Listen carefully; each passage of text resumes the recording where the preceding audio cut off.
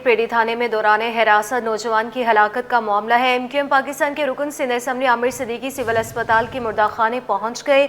रुकन सिंध असम्बली की मकतूल के वालिद से मुलाकात हुई और ताज़ियत का इजहार किया। मजीद जानेंगे शुएब मुख्तार से, बताइएगा।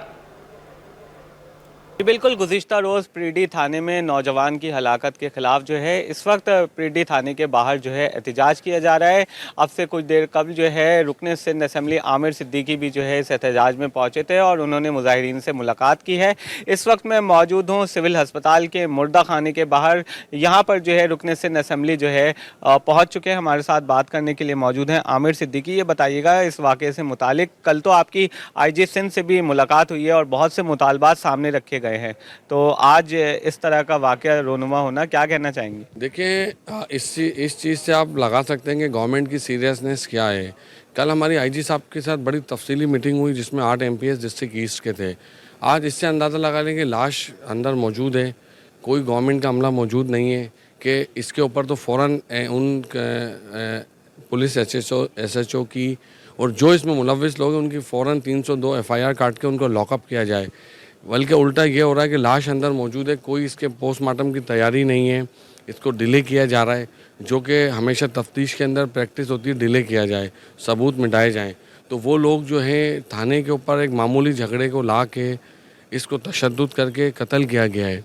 तो इसकी हम भरपूर मजम्मत करते हैं और बिल्कुल हमारा फर्स्ट एजेंडा है कि इनकी फिल 4 302 में इनके FIR काट के इनके केस ATC कोर्ट में चलाए जाएं। जी बिल्कुल, इनका यही कहना है कि गुज़िश्ता रोज़ जो है 2 नौजवान भाई जब अपनी दुकान बंद करके जो है वो जा रहे थे, तो इस दौरान जो है पुलिस एहलकार से तलब कलामी का वाक़या जो है अम्मा टावर के करीब जो है वो पेश आया था, जिस पर जो है फौरी तौर पर मोबाइल पहुंची थी। प्रेडी थाने की मोबाइल ने नौजवानों को हिरासत में लिया था और एक नौजवान जो है रात को ही दौरान तशद्दुद जो है वो दम तोड़ चुका है। इनका ये कहना है कि इस वाक़े की शफाफ तहकीकात करवाई जाए और जो अनासिर जो है नौजवान की अमवात का बाइस बने हैं उन्हें फौरी तौर पर गिरफ्तार करके मुख्तलिफ दिफात के तहत उनके खिलाफ जो है मुकदमात दर्ज किए जाएँ।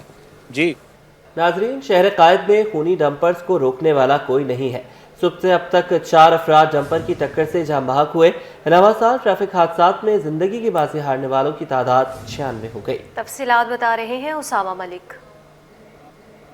जी बिल्कुल, शहर कायद में जो है वो खूनी डंपर बेलगाम हो चुके हैं। रवा साल के दौरान 96 ख़ानदान जो हैं वो खूनी डंपरों ने मुख्तलिफ ट्रैफिक हादसात में जो है वो उजाड़ दिए हैं, जबकि 1209 अफराद जो हैं वो ट्रैफिक हादसात में ज़ख्मी हो चुके हैं। 24 घंटों के दौरान डंपरों की जद में आकर 4 अफराद जो हैं वो जाँ बहक हो चुके हैं। सुबह सवेरे नादरन बाईपास के करीब अटक पेट्रोल पंप के करीब एक हादसा पेश आया जिसके नतीजे में एक शख्स जाँ बहक हो गया, जबकि अभी जो है वो कुछ देर कबल कौरंगी क्रॉसिंग भिटाई कॉलोनी के करीब जो है वो हादसा पेश आया जिसमें डंपर रॉन्ग साइड जो डंपर आ रहा था जिसकी टक्कर से जो है वो 3 अफराद मौके पर ही जाँ बहक हो गए, जिनकी शनाख्त जो है वो अमजद, आसिफ और तीसरे जो है वो शौकत के नामों से हुई है।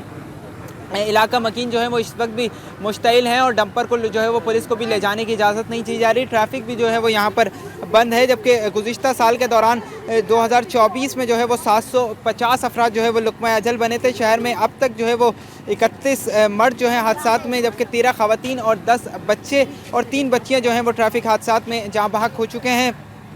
ट्रैफिक हादसात में जो है जाँ बहक होने वालों को अब्बासी जिन्ना और सिविल अस्पताल में मुंतकिल किया गया है। ट्रैफिक हादसात में जो है वो ज़्यादातर जाँ बहक होने वालों की जो तादाद है वो मोटरसाइकिल सवार थे। पुलिस कहती है कि हम काम कर रहे हैं, लेकिन आज भी जो है वो ये डंपर दिन के औकात में पाबंदी है, लेकिन इसके बावजूद जो है वो ये रॉन्ग साइड पर डंपर आया और दिन के औकात में आया। इस वक्त भी जो है वो ये इसमें बजरी भरी हुई है। मुश्तल मुजाहिरीन जो है वो जाने की इजाज़त नहीं दे रहे इसको, लेकिन जो है पुलिस कार्रवाई करते हुए हमें नाकाम दिखाई देती है। जी, शहर के मुख्तलिफ इलाकों में खूनी डंपर आवाम की जानों से खेलने लगे। कोरंगी क्रॉसिंग के करीब हादसे में 3 अफराद जाँ बहक हो गए, जिनकी लाशें जिन्ना अस्पताल में मौजूद हैं। इस हवाले से हमें आगाह करेंगे इब्राहिम रिंद। जी देखिए, बिल्कुल शहर कायद के मुख्तलिफ इलाकों में खूनी डंपर जो हैं वो सरेआम घूम रहे हैं, लेकिन उनको रोकने वाला कोई नहीं है। ना ही महकमा पुलिस है, ना ही ट्रैफिक पुलिस है, ना ही हुकूमत की जानिब से उनको रोका जा रहा है, जिसकी वजह से आए रोज़ हादसा हो रहे हैं। और आज भी अफसोसनाक वाक़या पेश आया है इब्राहिम हैदरी के हदूद में कुरंगी क्रॉसिंग के पास, जहाँ पर तेज़ रफ्तार डंपर ने बाइक सवारों को टक्कर मारी, जिसके नतीजे में 3 अफराद जो हैं वो मौके पर जहाँ बहक हो गए, जिनकी लाशें जिन्ना अस्पताल की एमरजेंसी में मौजूद है। हमारे कैमरामैन दानिया दिखा सकते हैं कि ये एमरजेंसी के मनाजिर हैं, जहाँ पर इनकी तीनों की लाशें मौजूद हैं और तीनों को शनाख्त है वो आसिफ वाल्द हजूर बख्श उम्र 25 साल हुई है। इसी तरह अमजद जिलानी वाल्द गुलाम जमाली, इसकी उम्र 27 साल के हिसाब से रिपोर्ट हुई, जबकि दूसरा जो है वो इसमें के हवाले से जो उसकी शनाख्त अभी तक नहीं हो सकी, जबकि ये तीनों लाशें जो एमरजेंसी के अंदर मौजूद हैं। इस हवाले से जो है एमरजेंसी के इंचार्ज हैं डॉक्टर इरफान, उनका कहना है कि ये तमाम जो अफराद हैं वो लाशें इनकी लाई गई थी, तीनों की, कोई ज़ख्मी इनमें से नहीं था और यहाँ पर जो है अभी भी इनकी लाशें मौजूद हैं, इनके लवाहिकीन भी यहाँ पर पहुँचे हुए हैं। और जबकि इसके अलावा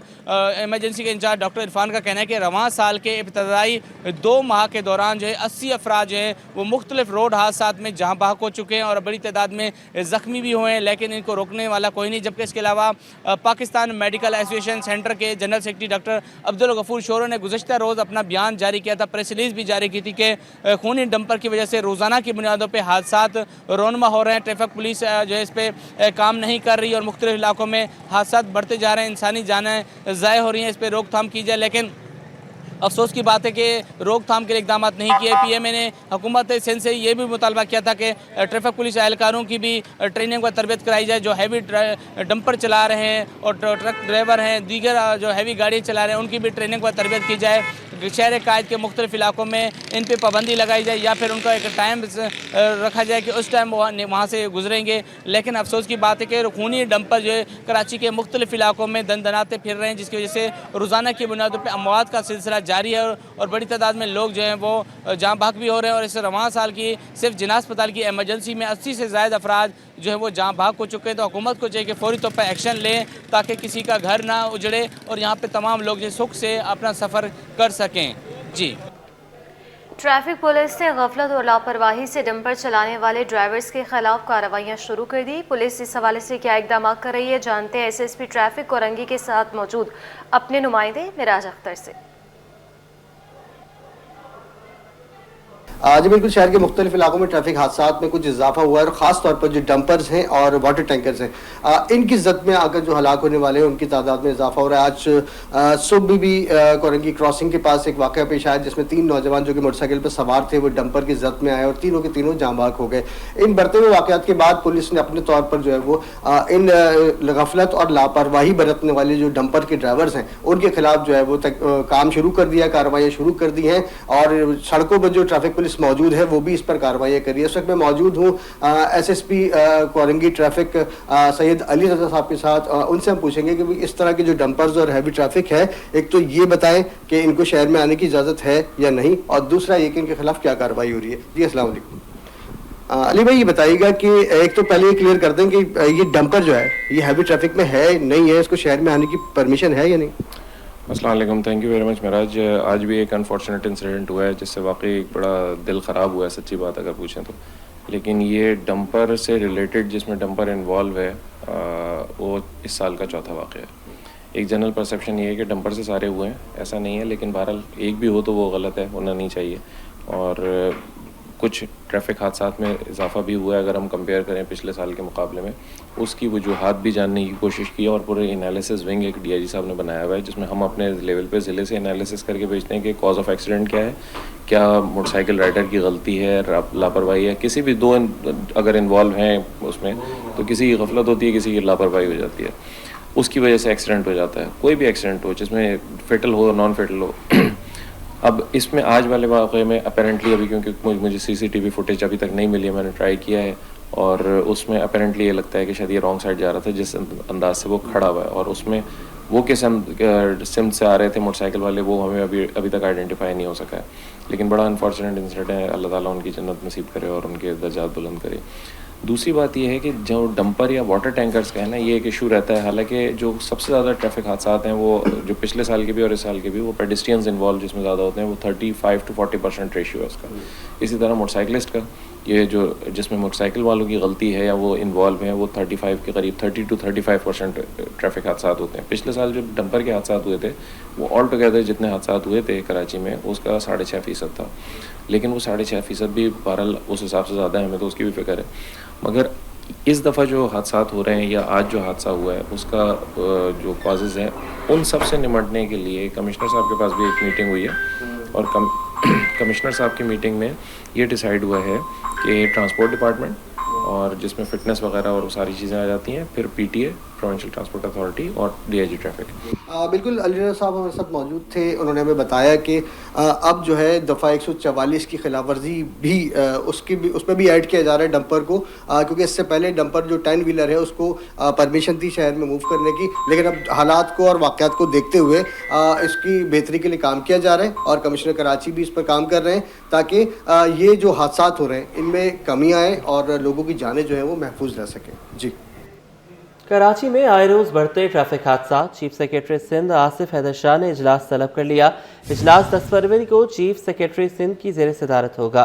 इजलास में हैवी ट्रैफिक को रेगुलेट करने के लिए इक़दाम ज़ेर गौर आएंगे। तफसीलात जान लेते हैं आज़ाद नोहरियों से। बताइएगा आज़ाद।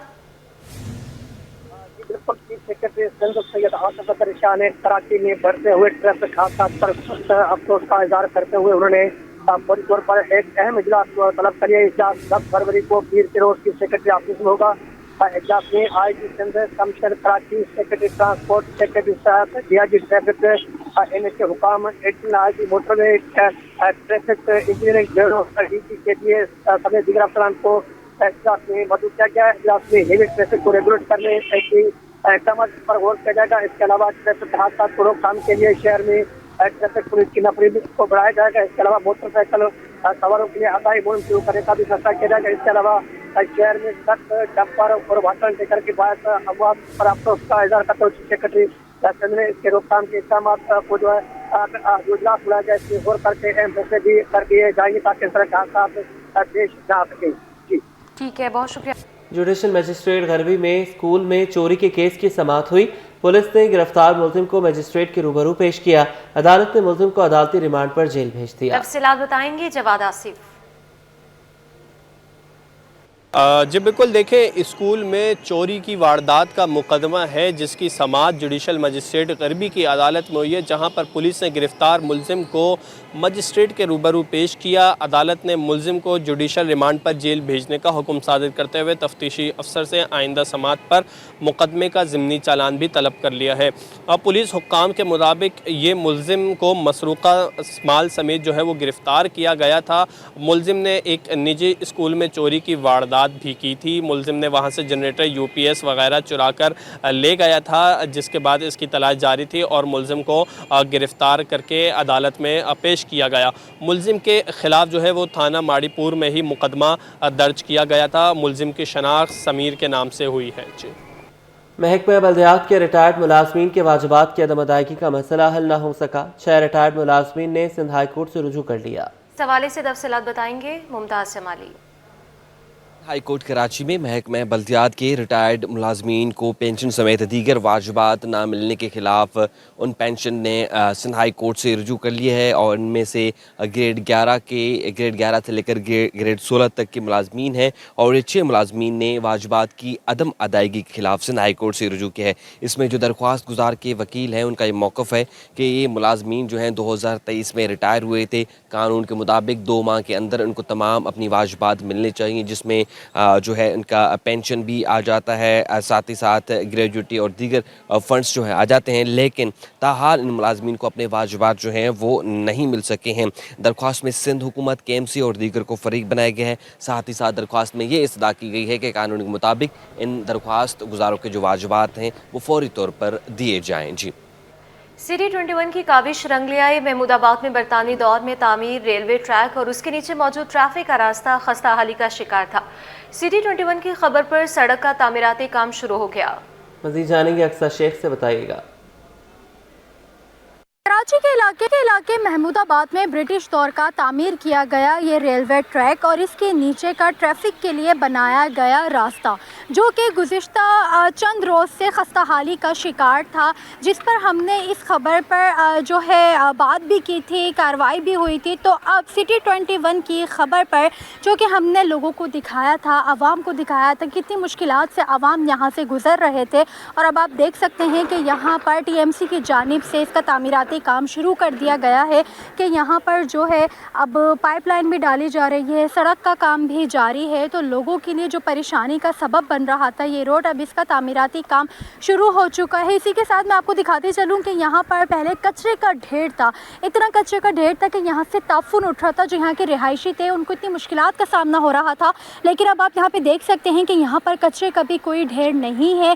सिटी 21 की खबर पर बड़ा एक्शन हुआ है टीएमसी की जानिब से। यहाँ पर जो ये रोड है इसका मरम्मती काम दोबारा से शुरू कर दिया गया है, तो अब यहाँ से जो गुजरने वाला ट्रैफिक है वो बआसानी से गुजर सकता है। फरहान गनी की जानिब से ये काम शुरू किया गया है, तो उनका यही कहना है कि 1-2 रोज़ में ये बिल्कुल मुकम्मल हो जाएगा। तो जो